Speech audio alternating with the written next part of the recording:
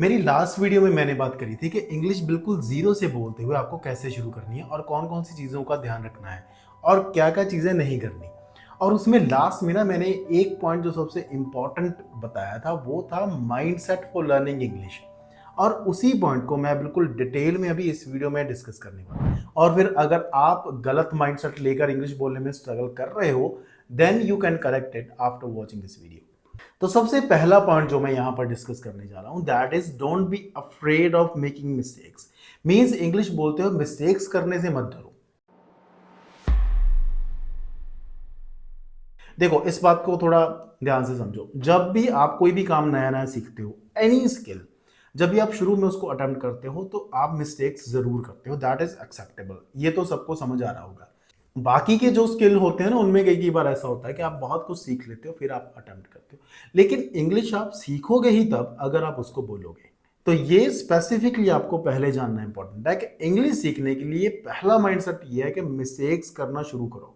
Accept the mistakes, mistakes are always good. अगर आप mistakes करोगे तभी सीखोगे। लेकिन होता क्या है, यहाँ पर नॉर्मली लोग ये सोचते हैं कि अगर शुरू में मैंने इंग्लिश बोलना शुरू किया तो मेरा मजाक उड़ाया जाएगा, या तो मेरे फ्रेंड्स मजाक उड़ाएंगे, कॉलीग्स मजाक उड़ाएंगे। अगर मैंने कोई मिस्टेक कर दी इंग्लिश बोलते हुए तो मैं तो ऑफिस में मजाक बन जाऊंगा। लेकिन ये माइंडसेट ही ठीक करना सबसे ज़्यादा ज़रूरी है।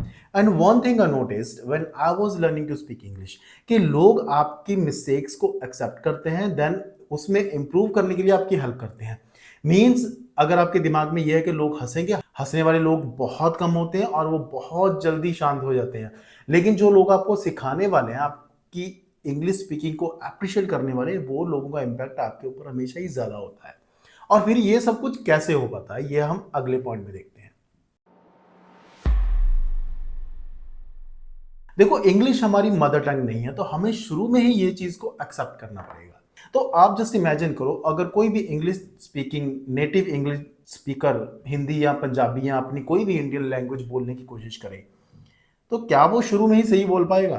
तो आपसे ये एक्सपेक्टेशंस रखनी किसी की या आपकी खुद की भी कि आप शुरू में मिस्टेक्स करोगे नहीं, ये बिल्कुल ही अनएक्सेप्टेबल होगा, ये बिल्कुल ही गलत है। तो सही क्या है?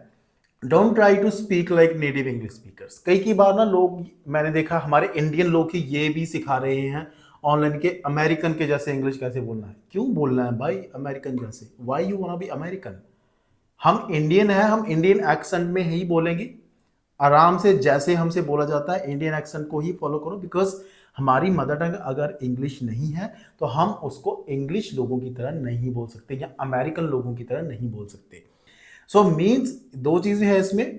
एक तो हमारी मदर टंग इंग्लिश नहीं है तो हम उसमें मिस्टेक्स जरूर करेंगे, जो मैं पहले पॉइंट में भी बात कर रहा था। दूसरा कि हमारी मदर टंग जो है उसका इन्फ्लुएंस हमारे इंग्लिश बोलने के ऊपर रहेगा ही रहेगा, उसको इग्नोर नहीं किया जा सकता।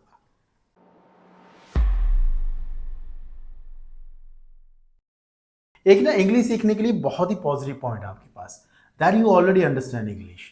ऑलमोस्ट सभी इंडियंस ना इंग्लिश को समहाउ समझ लेते हैं। कोई कम समझता है, 20% चाहे समझे, चाहे कोई 80% समझे, लोग इंग्लिश को समझ लेते हैं, सुनकर अंडरस्टैंड कर लेते हैं।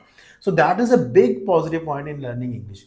बिकॉज अगर आप कोई भी और लैंग्वेज सीखनी चाहो, स्पेनिश, जर्मन, चाहे वो इटालियन हो या और कई लैंग्वेजेस हैं, अरेबिक आप सीखने जाओ, तो हमको वो समझ तो पहले आ ही नहीं रही। That means we are completely at the zero. English में हम जीरो नहीं है, बिकॉज इंग्लिश में हमें लिखना पढ़ना तो पहले आता है, वो तो हम स्कूल में सीख जाते हैं, और वो ज़्यादा बढ़िया ना भी आता हो तो काम चलता है। और सुनकर हम समझ पहले रहे हैं, because a lot of us watch English movies and web series, music, तो हम इंग्लिश ऑलरेडी समझ रहे हैं। That is a big positive point. देखो अगर आपको इंग्लिश बिल्कुल भी समझ नहीं आती, बिल्कुल जीरो हो, तो आपने इंग्लिश पहले सुनना ठीक करना है। ये मैंने लास्ट वीडियो में भी ये चीज मेंशन करी थी, बहुत इंपॉर्टेंट है। इंग्लिश की लिसनिंग पहले ठीक करो, फिर आप स्पीकिंग की तरफ जाओगे। लेकिन अगर आपको इंग्लिश ऑलरेडी समझ आ रही है तो आपने मूवीज और वेब सीरीज का यूज करके इंग्लिश बोलना कैसे सीखना है, वो भी वीडियो मैं जल्द ही लॉन्च करने वाला हूँ। उसकी स्क्रिप्ट मेरे पास तैयार पड़ी है, शूट करके बस अपलोड करनी है। वो भी वीडियो इस चैनल पर आ जाएगी। अगेन सब्सक्राइब कर लेना, तभी वो वीडियो इजीली आप तक पहुंच जाएगी। मीन्स लिसनिंग बहुत ही ज्यादा इंपॉर्टेंट एक पॉइंट है। अच्छी बात यह है कि हम में से जैसे मैंने पहले कहा कि 20% आती हो चाहे 80% आती हो, हम लोगों को इंग्लिश समझ आती है। मोस्ट ऑफ अस 50% तो समझ ही लेते हैं।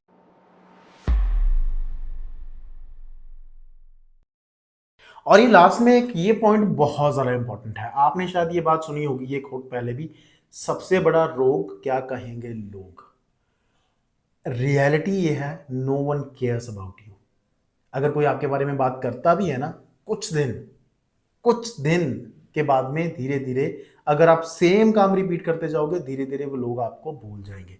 लेकिन मैंने यहां पर क्या बात करी कि अगर आप रिपीट करोगे, अगर आप कंसिस्टेंट रहोगे, अगर सपोज ऐसे होगा कि 6 महीने में एक बार उस चीज को ट्राई कर लिया, 2 महीने में एक बार ट्राई कर लिया, तो तब हर बार मजाक उड़ेगा। अगर रोज की रोज ट्राई करोगे, कंसिस्टेंट रहोगे, तो people forget things like this. एक दिन 2 दिन में भूल जाते हैं, क्योंकि आजकल तो हमारे लोगों के पास डिस्कशन के लिए टॉपिक्स ही बहुत ज्यादा है। इंटरनेट पर इतना कुछ मिल रहा है, इतना इतना मसाला, इतना मटेरियल रोज मिल रहा है कि उनको जरूरत ही नहीं है आपके बारे में बात करने के लिए। इसीलिए अगर आपका माइंडसेट ये है, जैसे मैंने शुरू में भी वीडियो में इस चीज की बात करी थी, कि अगर आपका माइंडसेट ये है कि लोग मुझ पर हंसेंगे कि ये देखो अंग्रेज की औलाद बन रहा है, ये देखो बड़ा अंग्रेज बन रहा है अंग्रेजी बोलकर, then you should kick them out of your life. सच्ची में किक नहीं मार देना अगर कोई आए घर पर, तो कि इसने मुझे ये कमेंट किया था, आज घर पे मैं तुम्हें किक मार के भगाऊंगा, वो नहीं करना। हमने अपने दिमाग में उनको किक मारकर अपने दिमाग से बाहर निकाल देना। जैसे मैंने यूट्यूब पर जब काम अपना शुरू किया था ना, तब भी लोग बहुत कुछ कहते थे कि ये क्या कर रहा है, लेकिन आई न्यू कि मुझे क्या करना है। वही माइंडसेट आपको भी रखना है। People don't care about you as you don't care about people.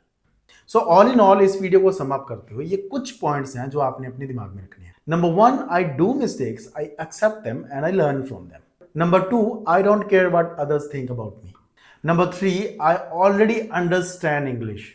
और ये last one, speak with confidence because no one is judging me as much as I think. और ये वीडियो के एंड में मुझे कमेंट करके जरूर बताना कि ये माइंडसेट शिफ्ट की कौन सी टेक्निक आपके साथ रिलेट करती है, या कौन सा पॉइंट आपके साथ रिलेट करता है जिसके साथ आप स्ट्रगल कर रहे हो या स्ट्रगल कर रहे थे, और इस वीडियो में आपको क्या सीखने के लिए मिला, ताकि मुझे भी थोड़ा आइडिया हो कि क्या ये वीडियो आपके काम आ रही है, क्या आप इससे थोड़ा सीख रहे हो, और आगे आपको और क्या चाहिए इंग्लिश फ्लुएंसी में स्ट्रांग होने के लिए। और इस चैनल को सब्सक्राइब जरूर कर लेना, उन लोगों के साथ शेयर करना जो इंग्लिश सीखने में स्ट्रगल कर रहे हैं। And I will see you in the next video with an amazing topic.